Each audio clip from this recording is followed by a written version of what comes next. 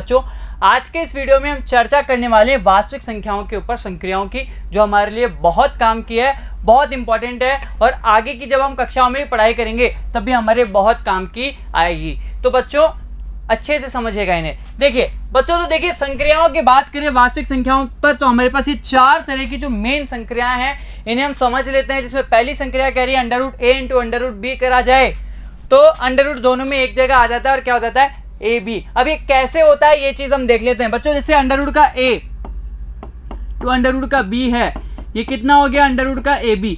अब ये कैसे हुआ ये चीज देखनी है ना। तो बच्चों देखो हमने पिछली कक्षा के अंदर पढ़ा था इस तरह से। देखिए एक बार बच्चों अंडर का मतलब कितना होता है घात 1/2, यही होता है ना।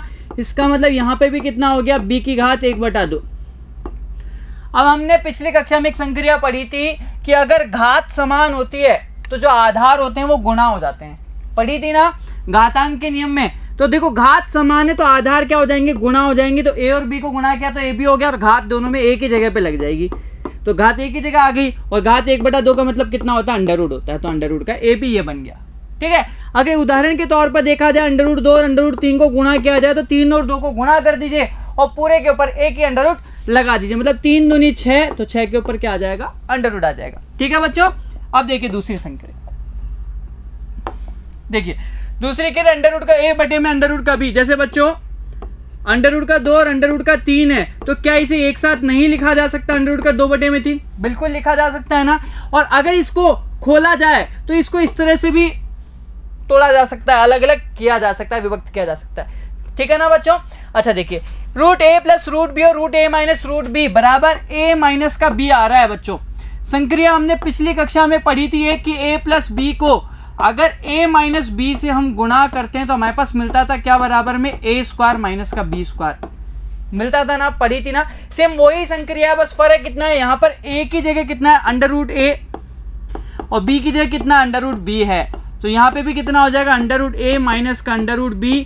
हल करेंगे तो a का स्क्वायर a की जगह अंडर रूट a का वर्ग कर दीजिए और b का स्क्वायर मतलब अंडर रूट b का वर्ग कर दीजिए और हल करेंगे अंडर रूट a का वर्ग किया तो केवल कितना आ गया a और इधर कितना आ गया b। इसलिए इस तरह का बच्चों रिजल्ट मिल रहा है। लेकिन कौन सी संक्रिया लग रही है यहाँ पर a plus B into A minus B बराबर क्या होता है a² माइनस b² से हम इसको हल कर रहे हैं। ठीक है, अब देखिए a प्लस √b और a माइनस √b बराबर होगा यहाँ पे a² माइनस b। संक्रिया यही लगेगी बच्चों, लेकिन छोटा सा परिवर्तन है। यहाँ पर a की जगह तो a ही दे रखा है लेकिन b की जगह कितना दे रखा है अंडर रूट का b। तो a प्लस √b और a माइनस √b।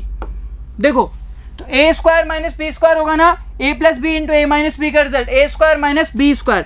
बच्चों a की जगह कितना दे रखा है a ही दे रखा है तो a का स्क्वायर और b की जगह कितना दे रखा है अंडर रूट b का स्क्वायर कीजिए।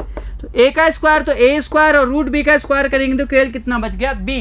इसलिए हमारे पास यहाँ कितना मिल रहा है a² माइनस का b। बच्चों चार मुख्य तरह के सवाल हमें यहाँ पर मिलने वाले हैं तो इन्हें अच्छे से समझ लीजिएगा। ठीक है बच्चों, चलिए आगे चलते हैं। अब देखिए उदाहरण नंबर 12 हमें क्या कह रहा है, जांच कीजिए कि 7√5 7/√5। ये देखिए एक कहा गया 7√5, एक दे रखा 7 बटे में √5, √2 प्लस 21 और पाई माइनस का 2 अपरिमेय संख्या है या नहीं है। ठीक है, क्या ये सभी संख्या अपरिमेय है या नहीं है बच्चों। अपरिमेय संख्या कौन सी संख्या होती है जिसका दशमलव प्रसार कैसा होता है अशांत आवृत्ति, अशांत अनावृत्ति होता है ना बच्चों। दूसरी चीज जिसके अंदर जो प्राकृत संख्या होती है इसका जो अंडर रूट होता है वो क्या होना चाहिए पूर्ण वर्ग नहीं होना चाहिए। तो 5 एक ऐसी संख्या है जिसका जो पूर्ण वर्ग है नहीं तो इसको हम हल नहीं कर सकते ना। तो अगर 7 को अगर हम इससे गुणा करेंगे, 7 एक परिमेय संख्या है लेकिन √5 का एक अपरिमेय संख्या, एक परिमेय संख्या को एक अपरिमेय संख्या से गुणा करते हैं तो हमेशा एक अपरिमेय संख्या ही मिलती है। इसका मतलब ये क्या है एक अपरिमेय संख्या है, क्या है एक अपरिमेय संख्या है बच्चों। ये 7 के अंदर हम √5 का भाग दे रहे हैं। 7 एक परिमेय संख्या है, √5 एक अपरिमेय संख्या।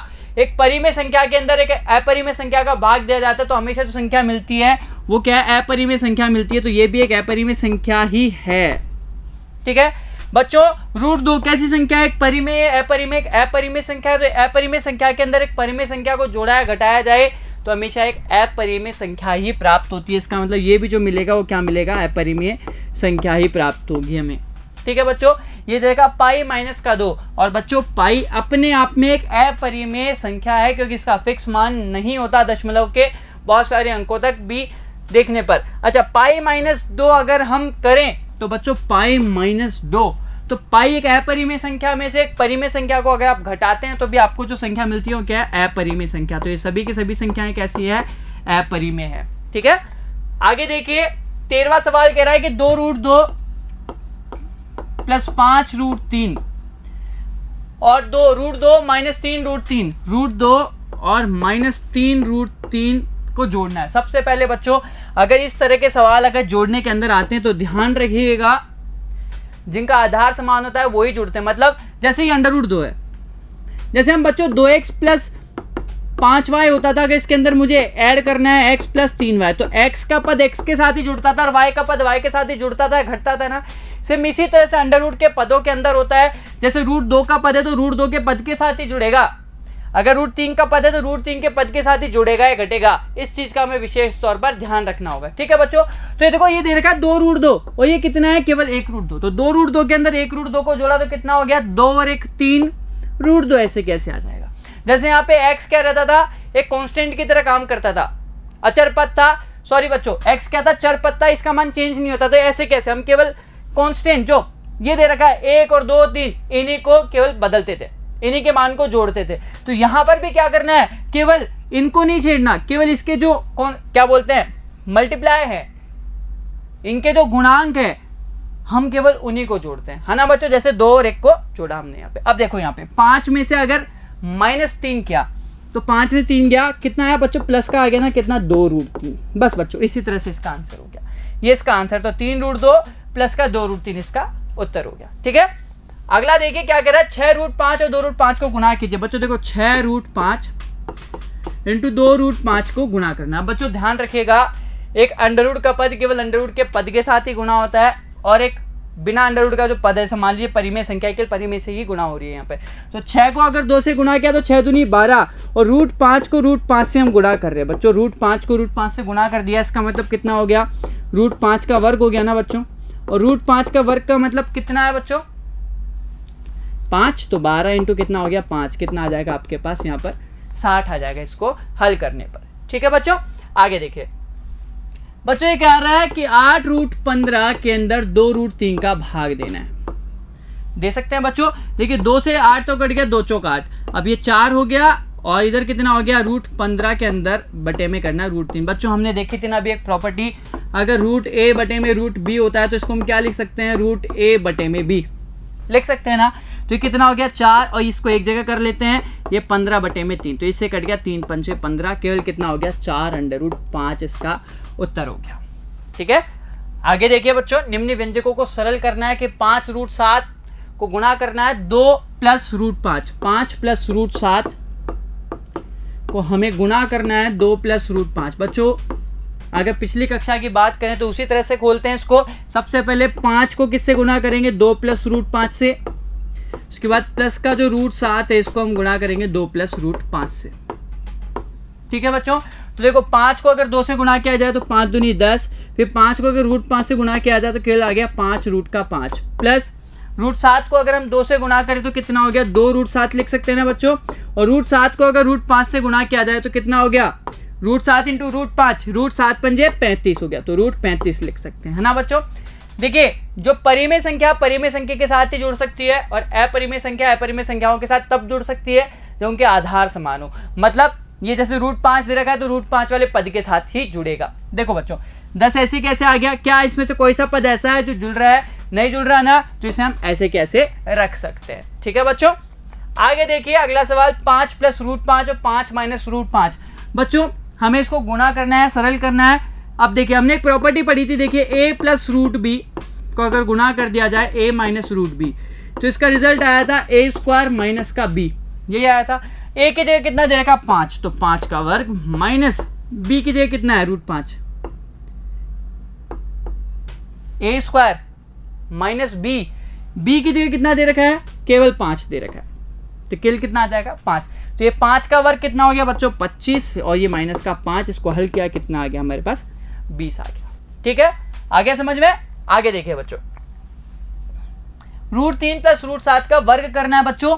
तो ये a और ये b मान सकते हैं ना बच्चों। हमने एक सरसमीका पढ़ी थी कि a प्लस बी का अगर होल स्क्वायर करते थे तो हमने पढ़ा था ना a² plus 2ab plus b² आता था, वही है बच्चों। इसी में मान रखना है। तो देखो a की जगह √3 का वर्ग plus 2 into √3 into √7 plus b का वर्ग मतलब √7 का वर्ग करना है। देखो √3 का वर्ग क्या कितना हो गया 3। अब 2 बच्चों √3 और √7 को गुणा कर सकते हैं ना, कितना हो गया 7 × 21, तो √21 हो गया और प्लस √7 का वर्ग कितना हो गया 7। किस किस को जोड़ सकते हैं, देखो 3 और 7 जुड़ सकता है ना, 3 और 7 कितना हो गया 10 प्लस कितना हो गया 2√21। ठीक है, आगे देखिए हमें क्या करना है बच्चों, 11 माइनस √7 और 11 प्लस √7 को क्या करना है, गुणा करना है। सूत्र पढ़ा था अभी, सरसमीका पढ़ी थी, √a प्लस √b को अगर हम गुणा करते थे √a माइनस का √b तो रिजल्ट क्या आया था हमारे पास, केवल a माइनस का b। यही आया था ना बच्चों। a की जगह क्या दे रखा है 11 और b की जगह कितना दे रखा है 7। इसका मतलब आंसर कितना हो गया 11 माइनस का 7 बराबर कितना आ जाएगा 4। ठीक है, आ गया।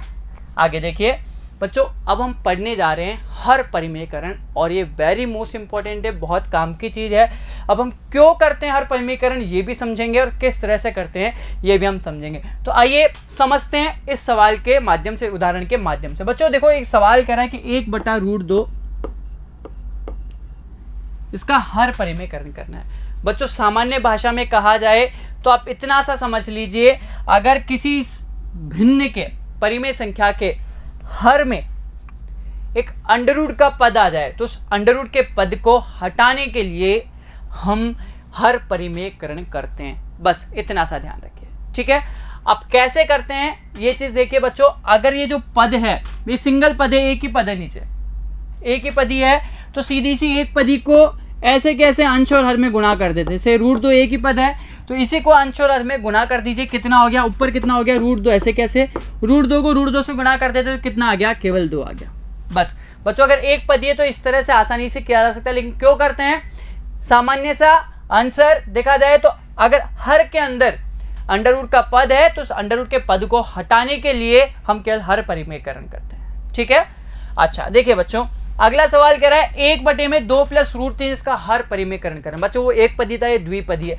अब इस तरह के पदी आ जाए, द्विपदी त्रिपदी जो भी है, इनका अगर हर परिमेयकरण करना है तो बच्चों कैसे करना है। बच्चों देखिए इनका हर परिमेयकरण करते के लिए एक चीज का ध्यान रखना है कि जो पद दे रखा है, जैसे 2 प्लस √3 दे रखा है, द्विपदी है, तो हमें क्या करना है, जैसे 2 प्लस √3 है तो इसका जिस विपरीत साइन वाला, जैसे 2 माइनस √3, इसका जो अपोजिट साइन वाला जो आंसर होगा, जैसे 2 प्लस √3 का विलोम देखा जाए तो कितना होगा, 2 माइनस √3 का अंश और हर में गुणा कर देते हैं। इसका विपरीत साइन लेकर के अंश और हर में गुणा कर देंगे इसी को। बस इतना सा करना है, समझ आया बच्चों। तो 2 प्लस √3 को किससे गुणा करेंगे, अंश और हर में, 2 माइनस √3 और 2 माइनस √3 से। अब देखो होगा क्या इससे, देखो ऊपर कितना हो गया, 2 माइनस √3 को 1 से गुणा किया तो कितना आ गया 2 माइनस √3। नीचे क्या बन गया बच्चों, देखो a plus B into A minus B, a² minus b² बन गया ना। तो देखो a की जगह कितना दे रखा है 2, तो 2 का स्क्वायर माइनस √3 का स्क्वायर कितना हो गया, इधर आ गया 2 माइनस √3, इधर कितना आया 2 का स्क्वायर 4 माइनस का 3, 4 माइनस के 3 को हल किया जाए, बच्चे में कितना बचा 1। ठीक है, अब बच्चों आपके मन में एक सवाल हो रहा होगा, बोला कि आपने इधर 2 माइनस √3 से गुणा क्यों किया, यहाँ पे 2 प्लस √3 था, आप 2 प्लस √3 से भी गुणा कर सकते थे। तो अब देखिए ऐसा क्यों नहीं किया हमने, इसको भी समझ लेते हैं। बच्चों देखिए अगर मैं यहां पर इसको 2 प्लस √3 से अंश और हर में गुणा करता तो क्या होता बच्चों, ऊपर बन जाता 2 प्लस √3, नीचे कितना हो जाता 2 प्लस √3 का होल स्क्वायर। बच्चों अगर हम केवल हर को हल करें तो देखिए हर कह रहा है a प्लस बी का होल स्क्वायर, तो कितना फॉर्मूला होता है a² plus 2 into a into B plus का b²। तो 2 प्लस √3 कितना हो गया 4 प्लस 2 दूनी 4 √3 प्लस का कितना हो गया 3, कितना हो गया 2 प्लस √3 बटे में कितना हो गया 4 और 3 7 प्लस का 4 √3। बच्चों केवल यही कारण है इसलिए हम नहीं करते हैं, क्योंकि हर परिमेयकरण के अंदर हर के अंदर से अंडर रूट का पद हटाना होता है। अगर हमारे पास यहाँ पर a प्लस बी का होल स्क्वायर या a माइनस बी का होल स्क्वायर बनता है तो पॉसिबल ही नहीं है। केवल इसी कारण से। इसीलिए हम इसके अपोजिट साइन वाले जो संख्या होती है उसी से अंश और हर में गुणा करते हैं, जिससे वो साइन हट जाए अंडर रूट वाला पद। ठीक है बच्चों, आगे देखिए 5/√3 माइनस √5 के हर परिमेयकरण करना है। बच्चों देखो ये है 5 में कितना दे रखा है √3 माइनस का √5, इसका हर परिमेयकरण मतलब साइन विपरीत साइन से मल्टीप्लाई करना है इसमें, तो मतलब कितना हो जाएगा √3 प्लस √5 यहाँ पर, और इधर पे कितना हो जाएगा √3 प्लस √5 से अंश और हर में गुणा कर दिया। ठीक है, अब बच्चों देखो हल करते हैं। 5 इंटू ऊपर कितना हो गया √3 प्लस का √5, नीचे कितना हो गया बच्चों a minus B into A plus B, किसका सूत्र होता है a² माइनस b² का। a कीजिए कितना √3, तो √3 का स्क्वायर कर दीजिए माइनस √5 का स्क्वायर कर दीजिए। ठीक है, अब देखिए बच्चों, तो 5 इंटू √3 प्लस का √5, नीचे कितना हो गया √3 का स्क्वायर करेंगे तो कितना आ गया 3 माइनस √5 का स्क्वायर करेंगे 5, तो 5 इंटू √3 प्लस का √5 बटे में 3 में से 5 गए कितना आ गया -2। तो बच्चों आपके पास आंसर कितना आ गया, आप ये माइनस को ऊपर लगा सकते हैं तो यहाँ से हटा सकते हैं, तो -5 बटे में 2, अंदर कितना हो गया √3 प्लस का √5। बच्चों ये हो गया इसका हल। अगला कह रहा बच्चों 20वां उदाहरण, 1 में 7 प्लस 3 √2 का हर परिमेयकरण करना है। तो बच्चों देखो 1 में 7 प्लस 3 √2 इसका हर परिमेयकरण करना है, मतलब साइन चेंज करके गुणा कर दे तो 7 माइनस कितना हो जाएगा 3 √2 से गुणा करेंगे, तो 7 माइनस 3 √2 से अंश और हर में गुणा कर दिया बच्चों। तो देखो कितना हो गया, ऊपर तो ऐसे कैसे 7 माइनस 3 √2 हो गया, नीचे कितना हो गया बच्चों a plus B into A minus B, a² minus b² हो गया, तो a की जगह कितना 7, तो 7 का वर्ग माइनस b का स्क्वायर 3 √2 का वर्ग, ये हो गया 7 माइनस 3 √2, 7 का वर्ग कितना होता है 49, माइनस बच्चों 3 √2 का वर्ग करें, देखो 3 √2 का अगर वर्ग करें बच्चों ये दोनों गुणा में है ना, और ध्यान रखिए अगर जैसे मेरे पास एक सवाल था ए बी का अगर मैं वर्ग करूं तो ये होता है a² और b², दोनों के ऊपर जितने भी पद होंगे उन सबके ऊपर ये घात लग जाती है अगर गुणा में होते हैं, तो इसका मतलब 3 का भी वर्ग होगा और √2 का भी वर्ग होगा, तो 3 का वर्ग हो गया 9 और √2 का वर्ग हो गया 2, तो कितना हो गया 18। तो इसको हल करेंगे तो हमारे पास कितना आ जाएगा बच्चों, यहाँ से 3 × 9 = 18, हल करा जाए तो 7 माइनस 3 √2 बटे में कितना आ जाएगा 49 में से 18 गया कितना आ गया 31, ये आ गया बच्चों इसका आंसर। ठीक है बच्चों, तो बच्चों इसी के साथ हमारा ये वीडियो यहीं समाप्त होता है। हम मिलते हैं आपसे अगले वीडियो के अंदर जिसमें हम बात करेंगे प्रश्नमाला 1.5 के सवाल की। तो मिलते हैं अगले वीडियो के अंदर, धन्यवाद।